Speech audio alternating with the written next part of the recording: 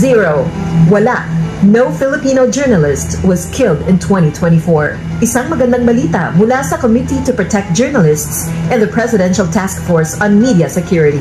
Under the leadership of President Ferdinand R. Marcos Jr., Filipino journalists can carry out their vital work without fear, knowing that media safety and security are at the forefront of this administration's priorities. Media and security ba ang priority ninyo, President BBM?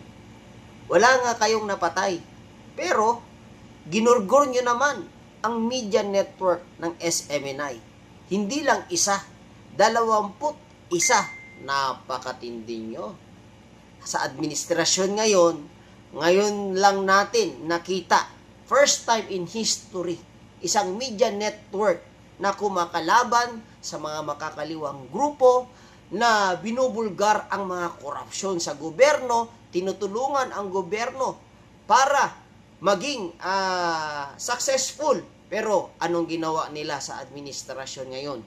Ginurgor ang media network na talagang for nation building, itong SMNI. Ayun mga kababayan. So, safety and security ba? Nakakahiya naman kayo.